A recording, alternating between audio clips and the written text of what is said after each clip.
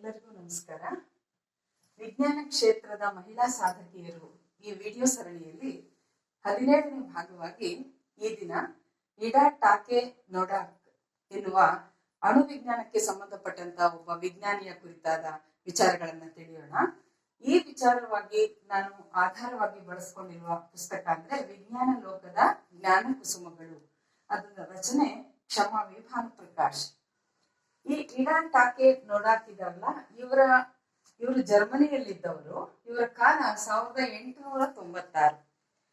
ಆದ್ಮೇಲೆ 1978ರವರೆಗೆ ಸುಮಾರು 82 ವರ್ಷ ಇದ್ದ ಈ ವಿಜ್ಞಾನಿ ಏನೇನು ಹೇಗೆ ಸಾಧನೆ ಮಾಡಿದ್ರು ಅನ್ನೋದನ್ನ ನೋಡ್ತಾ ಹೋಗೋಣ.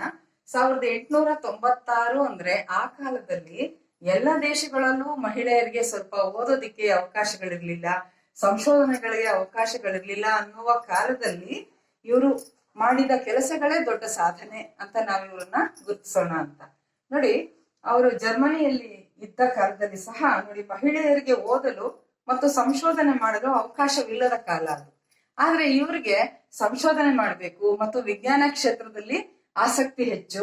ಈ ವಿಚಾರವಾಗಿ ಅವ್ರು ನೋಡ್ತಾ ಅವರ ವಿದ್ಯಾಭ್ಯಾಸವನ್ನ ರಸಾಯನ ಶಾಸ್ತ್ರದಲ್ಲಿ ಅವರು ಪದವಿಯನ್ನ ಪಡ್ಕೊಂಡ್ರು ಮತ್ತು ಲೋಹ ವಿಜ್ಞಾನ ಈ ವಿಚಾರವಾಗಿ ಎಂಜಿನಿಯರಿಂಗ್ ಪದವಿ ಸಹ ಪಡ್ಕೊಂಡ್ರು. ಆಗ ಇವರು ಭೌತಶಾಸ್ತ್ರ ಇವ್ರಿಗೆ ಇಷ್ಟವಾಗಿದ್ರು ಸಹ ಯಾಕೆ ಭೌತಶಾಸ್ತ್ರದಲ್ಲಿ ಪದವಿ ಪಡೆಯಲಿಲ್ಲ ಅಥವಾ ಅಧ್ಯಯನವನ್ನ ಮುಂದುವರ್ಸಕ್ ಆಗ್ಲಿಲ್ಲ ಅಂದ್ರೆ, ಅವರ ಕಾಲದಲ್ಲಿ ನೋಡಿ ಭೌತ ವಿಜ್ಞಾನದಲ್ಲಿ ಓದಿದ್ರೆ ಕೇವಲ ಶಿಕ್ಷಕಿ ಮಾತ್ರ ಆಗ್ಬೇಕಿತ್ತಂತೆ. ಅವರ ಸಮಾಜದಲ್ಲಿ ಆಗಿತ್ತು. ಬೇರೆ ಯಾವ ಸಂಶೋಧನೆಗಳಿಗಾಗ್ಲಿ ವಿಜ್ಞಾನದ ಮುಂದುವರೆದ ಭಾಗಗಳಲ್ಲಿ ಕೆಲಸ ಮಾಡೋದಕ್ಕಾಗ್ಲಿ ಮಹಿಳೆ ಅನ್ನೋ ಕಾರಣಕ್ಕೆ ಅವಕಾಶ ಇರ್ಲಿಲ್ಲ. ಆದ್ರೆ ಇವರಿಗೆ ಕೇವಲ ಶಿಕ್ಷಕಿಯಾಗಿ ತಮ್ಮ ಜೀವನವನ್ನ ನಿರ್ವಹಣೆ ಮಾಡಕ್ ಇಷ್ಟ ಇಲ್ಲದೆ ಸಂಶೋಧನೆಗಳಲ್ಲಿ ತೊಡಗೋದಿಕ್ಕಾಗಿ ಅವರು ರಾಸಾಯನ ಶಾಸ್ತ್ರದ ವಿಚಾರವನ್ನ ಆಯ್ಕೆ ಮಾಡ್ಕೊಂಡ್ರು ಅಂತ. ಅವರ ಆಸಕ್ತಿಯ ವಿಷಯವನ್ನೇ ಬದಲಾಯಿಸ್ಕೊಂಡ್ರು ತಾವು ಸಂಶೋಧನೆಯಲ್ಲಿ ತೊಡಗಿಕೊಳ್ಳೋದಿಕ್ಕೆ ಅಂತ ಅವರೊಂದು ಸಂದರ್ಶನದಲ್ಲಿ ಹೇಳಿದ್ದಾರೆ. ಅವರ ಆಸಕ್ತಿಯ ಕ್ಷೇತ್ರ ಯಾವ್ದಾಗಿತ್ತು ಅಂದ್ರೆ ಪರಮಾಣು ವಿದಳನ. ನಮಗೆ ಗೊತ್ತಿರುವಂತಹ, ಈಗ ನೋಡಿ, ನಾವು ವಿಜ್ಞಾನ ಕ್ಷೇತ್ರ ಅಲ್ಲದೆ ಇರುವಂತಹ ಸಾಮಾನ್ಯರಿಗೆ ಅಂದ್ರೆ ಬೇರೆ ಬೇರೆ ವಿಚಾರದಲ್ಲಿ ಅಷ್ಟೇ ನಮ್ಗೆ ಆಸಕ್ತಿ ಇದೆ, ವಿಜ್ಞಾನದ ವಿಚಾರ ಗೊತ್ತಿಲ್ಲ ಅನ್ನೋರ್ಗೆ ಇದ್ರ ಬಗ್ಗೆ ತಿಳ್ಸಕ್ ಹೊರಟಿರೋದ್ರಿಂದ ಪರಮಾಣು ವಿದಳನ ಅನ್ನೋದು ನಮ್ಗೆ ಹೆಚ್ಚಿನ ಬಳಕೆಯಲ್ಲಿ ಗೊತ್ತಿಲ್ಲದ ವಿಚಾರ. ಅಂದ್ರೆ ವಸ್ತುಗಳು ಅಣು ಸೇರಿನೇ ವಸ್ತು ಆಗಿರುತ್ತೆ. ಅದರಲ್ಲಿಯ ಒಂದು ಅತ್ಯಂತ ಸಣ್ಣ ಭಾಗ ಅಂದ್ರೆ ಅದು ಪರಮಾಣು. ಆ ಪರಮಾಣು ಅನ್ನೋದು ವಿದಳನವಾಗಿ ವಿಂಗಡಣೆಯಾಗ್ತಾ ಅದು ವಿಘಟಿತವಾಗ್ತಾ ಹೋಗುತ್ತಲ್ಲ, ಆ ವಿಚಾರವಾಗಿ ಮತ್ತು ಅದರ ಶಕ್ತಿ ಎಷ್ಟಿದೆ, ಅದ್ರ ಹೇಗ್ ಕೆಲಸ ಮಾಡುತ್ತೆ, ಅದನ್ನ ಯಾವ್ಯಾವ್ದ್ರಲ್ಲಿ ಬಳಸಬಹುದು, ಈ ಎಲ್ಲ ವಿಚಾರವಾಗಿ ಇವರು ಸಂಶೋಧನೆಯಲ್ಲಿ ತೊಡಕೊಂಡಿದ್ರು. ಅದು ಅವರ ಆಸಕ್ತಿಯ ವಿಷಯ. ಆ ಸಂಶೋಧನೆಯನ್ನ ಅವರು ಬರ್ಲಿನ್ ಟರ್ಬೈನ್ ಕಾರ್ಖಾನೆಯ ರಾಸಾಯನಿಕ ಪ್ರಯೋಗಾಲಯದಲ್ಲಿ ತೊಡಕೊಂಡ್ರು. ಅಲ್ಲೇ 16 ವರ್ಷ ಅವರು ಸಂಶೋಧನೆಯನ್ನ ಮುಂದುವರಿಸಿದ್ರು. ಇಂಥ ಸಮಯದಲ್ಲಿ ಒಮ್ಮೆ ಏನಾಯ್ತು ಅಂತಂದ್ರೆ, US ಅಲ್ಲಿ ವಾಲ್ ಸ್ಟ್ರೀಟ್ ಕುಸಿತ ಅಂತ 1929ನೇ ಇಸ್ವಿಯಲ್ಲಿ, ಅಂದ್ರೆ ಈಗ ಷೇರು ಮಾರುಕಟ್ಟೆ ಕುಸಿತ ಅಂತ ಹೇಳ್ತೀವಲ್ಲ, ಆ ತರದ ಒಂದು ಅಲ್ಲಿ ನಡೆದಿದ್ರಿಂದ ಘಟನೆ ನಿರುದ್ಯೋಗ ಆಯ್ತು. ಎಲ್ಲರಿಗೂ ಅಲ್ಲಿ ಉದ್ಯೋಗಗಳನ್ನ ಎಲ್ಲರೂ ಕಳೆದುಕೊಂಡು ನಿರುದ್ಯೋಗಿಗಳಾಗುವಂತ ಪ್ರಸಂಗ ಬಂದಾಗ ಕೆಲವು ಮಹಿಳೆಯರು ಉದ್ಯೋಗದಲ್ಲಿದ್ರೆ ಅದನ್ನ ನೋಡಿ ಪುರುಷರು ಸಹಿಸ್ತಾ ಇರ್ಲಿಲ್ವಂತೆ. ಹಾಗಾಗಿ ಆ ಮಹಿಳಾ ಉದ್ಯೋಗಿಗಳ ಮೇಲೆ ಕುಹಕಗಳು ಆಡೋದು, ಆಮೇಲೆ ಅವ್ರ ಮೇಲೆ ಕೋಪ ತೋರಿಸೋದು, ಅವ್ರಿಗೆ ಕೆಲಸ ಮಾಡೋದಕ್ಕೆ ಅವಕಾಶಗಳನ್ನ ವಂಚಿಸೋದು, ಆಮೇಲೆ ಅವ್ರ ಕಹಿ ಮಾತುಗಳನ್ನ ಎದುರಿಸ್ಬೇಕಾಯ್ತು. ಹೀಗೆ ಅನೇಕ ಒಂದು ತೊಂದರೆಗಳನ್ನ ಮಹಿಳೆಯರ ಕಾರಣಕ್ಕೆ ಇವರು ಎದುರಿಸ್ಬೇಕಾಗಿ ಬಂತು. ಆದ್ರೆ ಯಾರಿಗೇ ಆಗ್ಲಿ ತಮ್ಮೊಳಗಿನ ಆಸೆಯನ್ನ, ತಮ್ಮೊಳಗಿನ ಅಧ್ಯಯನದ ಒಂದು ವಿಶಿಷ್ಟ ಶಕ್ತಿಯನ್ನ ಬಳಸ್ಬೇಕು ಅಂದ್ರೆ ಇದು ಯಾವುದು ದೊಡ್ಡದಾಗಲ್ಲ. ಆಗ ಅವ್ರೇನ್ ಮಾಡಿದ್ರು ಅಂದ್ರೆ ಸಂಬಳ ರಹಿತ ಸಂಶೋಧನೆ. ಈಗ ಅವ್ರು ಉದ್ಯೋಗದಲ್ಲಿದ್ರೆ ತಾನೇ ಇವರೆಲ್ಲ ಇಷ್ಟ ಅನ್ನೋದು. ಉದ್ಯೋಗವನ್ನ ಬಿಟ್ಟು, ಸಂಬಳವನ್ನ ಬಿಟ್ಟು ತಾನು ಒಂದು ಸಂಶೋಧನೆಯನ್ನ ಮುಂದುವರಿಸಿದ್ರು.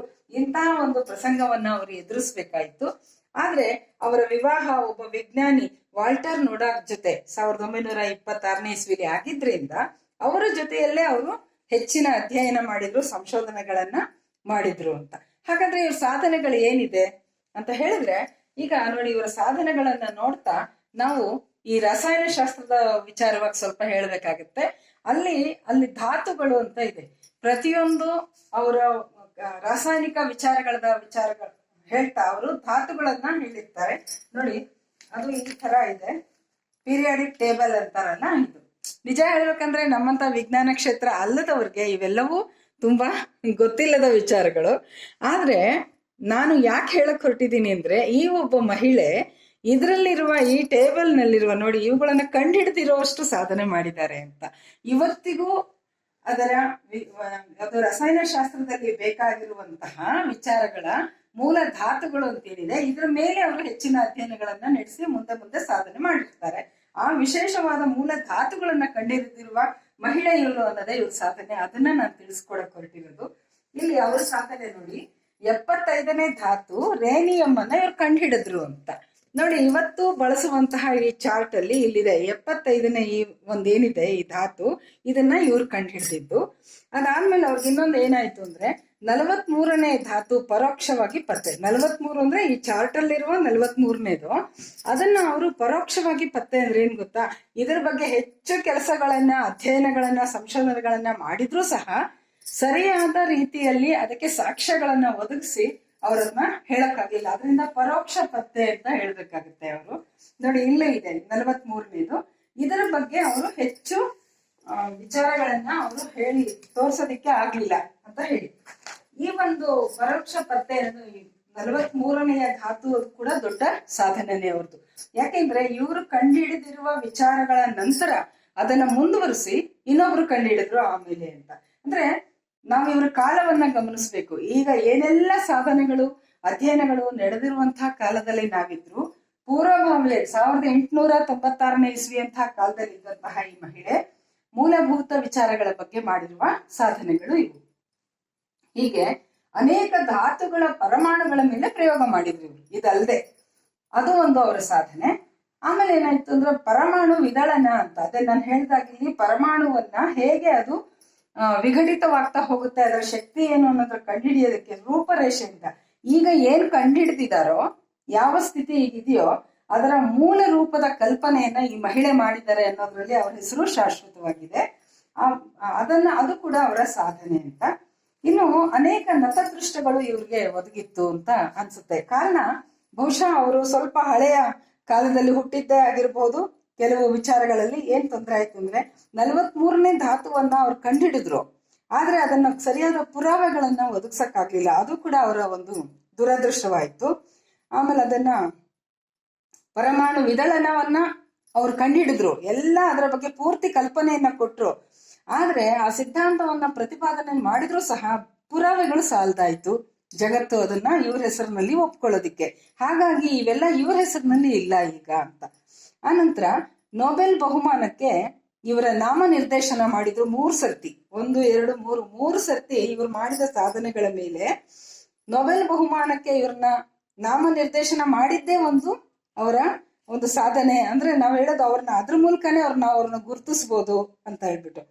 ಅದೇ ವೋಟೋ ಹಾನ್ ಅವರು ಇವರ ಸಿದ್ಧಾಂತದವನ್ನೆಲ್ಲ ಬಳಸ್ಕೊಂಡು ಈ 43ನೇ ಧಾತುವನ್ನ ಅನ್ವೇಷಿಸಿದ್ರು. ಅವರ ಹೆಸರಿನಲ್ಲಿ ಈಗ ಇದೆ ಈ ಒಂದು ಧಾತುವಿನ ಹೆಸರು ಅಂತ. ಇಷ್ಟೆಲ್ಲ ಮಾಡಿದಂತ ಈ ಮಹಿಳೆಗೆ ನೊಬೆಲ್ ಬಹುಮಾನಗಳ ದಕ್ಕದೇ ಇದ್ರು ಸಹ ಪ್ರಶಸ್ತಿಗಳು ಬೇರೆ ಯಾವ್ಯಾವ್ದು ಬಂತು ಅಂದ್ರೆ ಲೇಬಿಕ್ ಪದಕ ಅನ್ನೋದು ಬಂತು, ಸ್ಟೀಲ್ ಪದಕ, ಅದಲ್ಲದೆ ಅನೇಕ ಪುರಸ್ಕಾರಗಳು ಬಂತು. ಈ ರೀತಿ ಪುರಸ್ಕಾರಗಳಿಗಾಗಿಯೇ ದುಡಿದೇ ಇದ್ರು ತಮ್ಮ ಜೀವನದಲ್ಲಿ ತಮ್ಮ ಆಸಕ್ತಿಗೆ ತಕ್ಕ ಹಾಗೆ ಜೀವನ ಮಾಡಿ ಅನೇಕ ಸಾಧನೆಗಳನ್ನ ಆ ಕಾಲದಲ್ಲೇ ಮಾಡಿದಂತ ಈ ಮಹಿಳೆಗೆ ಗೌರವಪೂರ್ವಕವಾಗಿ ನಾವು ವಂದಿಸುತ್ತಾ ನಮ್ಮ ಮುಂದಿನವರೆಗೂ ಇವ್ರ ಬಗ್ಗೆ ತಿಳಿಸ್ಕೊಡೋಣ ಅಂತ ಹೇಳ್ತಾ ನಮಸ್ಕಾರ.